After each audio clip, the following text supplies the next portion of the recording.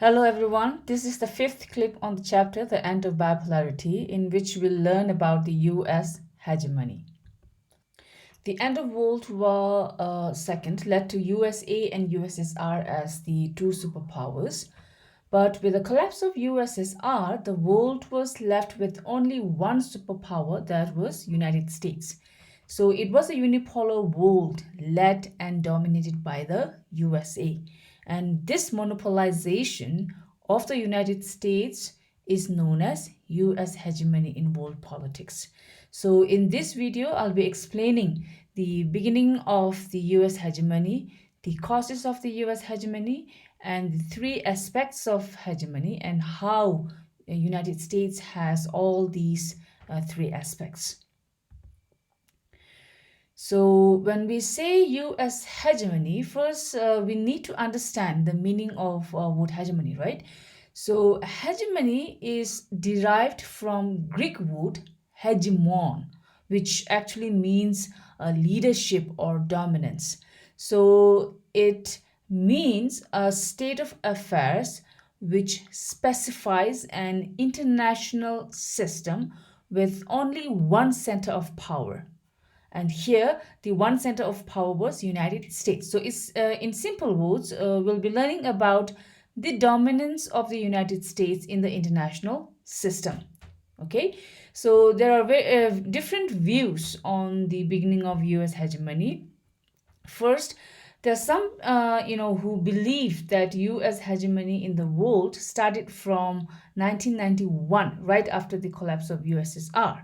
Another view says that US hegemony started by the end of the Second World War itself, when United States threw bomb on Hiroshima and Nagasaki, which is believed to have put an end to the Second World War, thereby showing its supremacy. While some view that US did not start behaving like hegemonic right from 1991, but much later when there were no other countries to challenge the United States. We learn about some of the wars by which the US hegemony got established more clearly.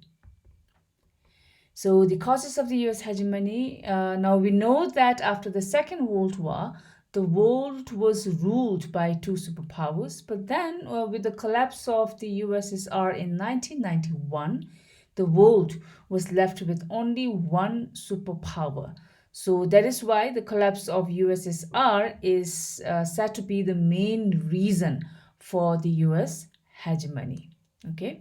And second, with the collapse of the USSR, now there was no other superpower during that time who could challenge the United States. Of course, we do have countries or group of countries who are emerging powerful and who could in fact challenge the United States now, but then here we're talking about the world politics after 1991. All right. So, with the collapse of the USSR and no other superpowers to challenge the United States, of course, the United States emerged as the only superpower. Next, we have is the spread of US ideology. The ideology of United States, that is democracy and capitalism, also played an important role in the hegemonization of the United States. We have learned how, after the disintegration of the USSR, all the post Soviet states and its satellite states opted for democracy and capitalism. Many even joined NATO. So, the submission to and the adoption of the US ideology willingly by its former competitor states itself shows the dominance of the United States. Moreover, majority of the government in today's world, if you see, has adopted the democratic government and the capitalist economic system. All right. Finally, the acceptance of the United States as the superpower by the other nations is also one of the causes of the US hegemony. Three aspects of hegemony. Now, we know that hegemony means dominance, right? In the world politics, countries and group of countries, they always try to gain and then retain the power. So politics is all about power, and this power is in the form of military domination, all right, economic power, political influence, and cultural superiority. So, in order for a country to be called superpower, or in order for a country or maybe a group of countries to be called a superpower, it must have the following: there is hegemony as hard power, hegemony as soft power, and hegemony as structural power. So, first, hegemony as hard power. Now, hegemony as hard power, it relates to the relations, the patterns, and the balances of military capability between the states.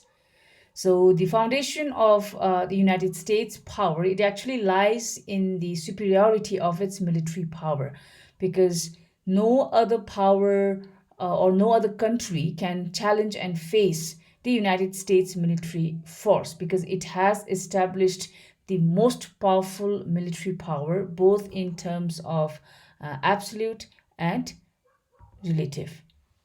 Now, if you talk about the absolute power of United States, the United States today has military capability. So it talks about capability, all right, which can reach any point, anywhere, at any time in the planet accurately and lethally, which no any other powerful countries can match.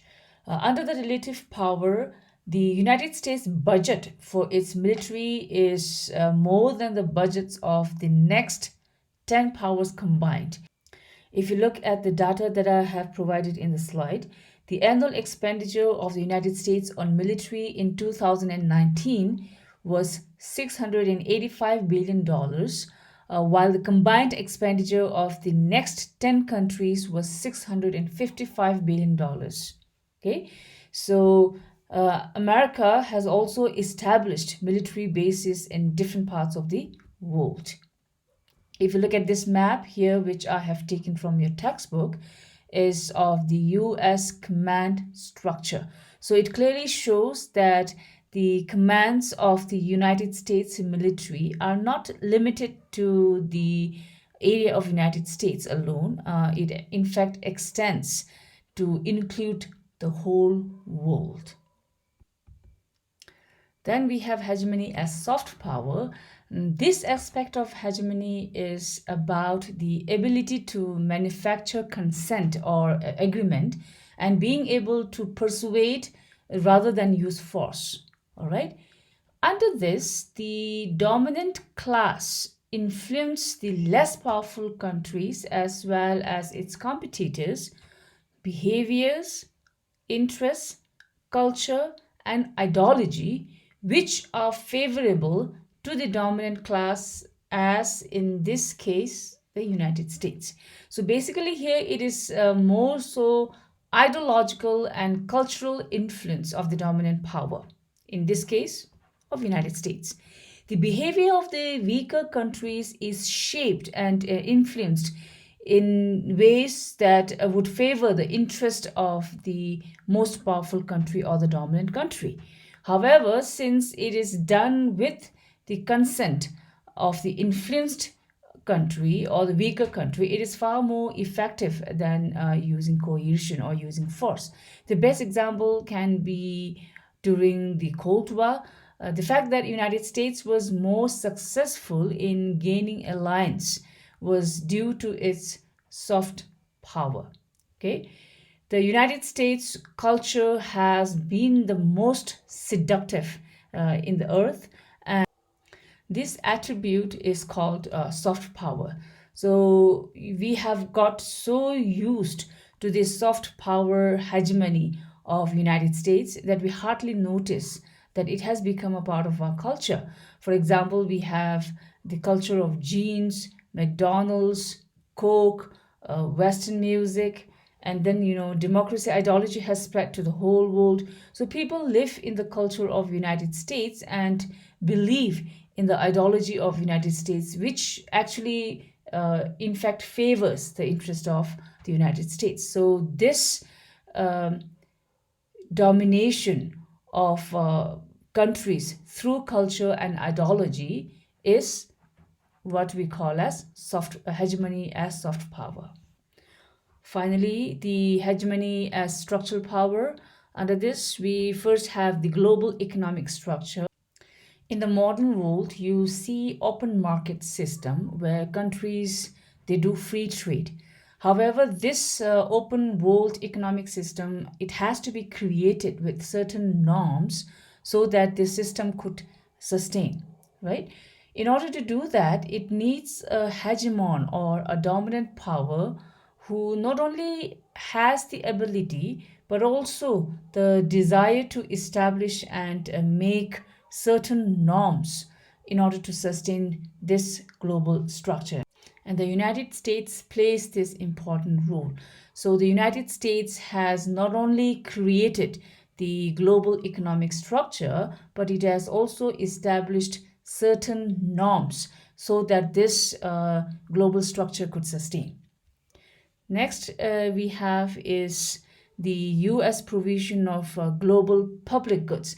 Now, global public goods here means goods that can be consumed by anyone without reducing the amount of the goods available for others. For example, we can say the breathing of the air, right? So that's a global good because by breathing air, you're not reducing the air of other people.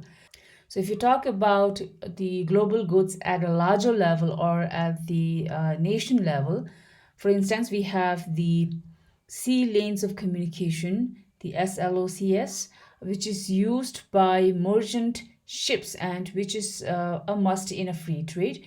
So since United States possesses one of the most powerful naval powers, it looks after the law of the sea.